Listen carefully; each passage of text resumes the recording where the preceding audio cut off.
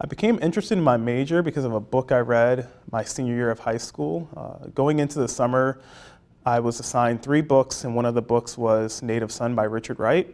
The lawyer uses the defense of Bigger Thomas being a product of his society, and that society had failed him. And I found this like an interesting psychology and an interesting perspective to take for a man of color from a marginalized community who had committed a heinous crime, and yet we were blaming society and not Bigger Thomas for his actions. And for some reason that like really resonated with me and made me think that psychology would provide me with the answers for why people do the things they do and how we rationalize our actions. And so I studied psychology purely based on my own inquiry. I'd like to work in a school of education, helping teach teachers about cultural competency and how they can build culturally competent and safe spaces in their classrooms. Just from my experience in working in Boston Public Schools, I feel like that's a growing need, and I feel like a lot of education programs could benefit from having someone like me in my experience prepare young teachers for their futures. Because I didn't go into the field of psychology after I graduated, I learned to take the skill sets around inquiry, quantitative methods, as well as finding answers and solutions.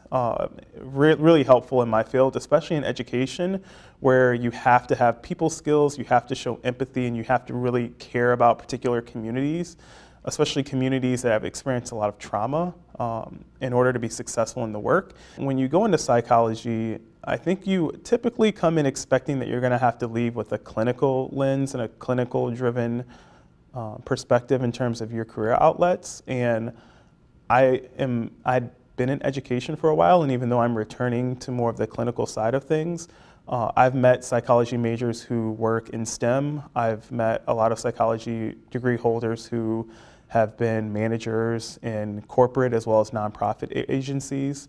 And what I try to explain to students is that when you have a degree from Miami of any sort, especially a psychology degree, like you're already a strong candidate for whatever job it is that you want to have. And I find psychology puts us in a very unique position to transfer our skills to the STEM field, and as well as to human services fields. And so I'm not just a psychology major, I'm a pretty well-rounded academic individual, and I appreciate having the ability to speak on a number of different topics. I would ask Miami graduates, especially those in the psychology department, what is it that they think they need? What is it they think that they didn't get here at Miami that they're still looking for? And if they're still here and they haven't finished yet, that they find those people and those skill sets before they leave. Everyone's path is different, and anytime you're looking for something, it means that you've recognized that there's something that you need in which you lack. And I ask students that if they can do anything for themselves, it's that they learn how to take a critical lens when it comes to reflecting on their experiences here, and they think about not only what did they get out of the experience, but what are they still missing. It's a quote from a Kendrick Lamar song that I tell my students often is, "A dream's only a dream if work don't follow it." And I say that to them, not to be cool or anything like that, but I say it to them because it really resonates with me in that, you know, a dream only means as much as the work in which you put into it. I want people to remember, know, and understand that you're constantly going to be working towards those dreams, but as long as you're working towards them, they're going to happen.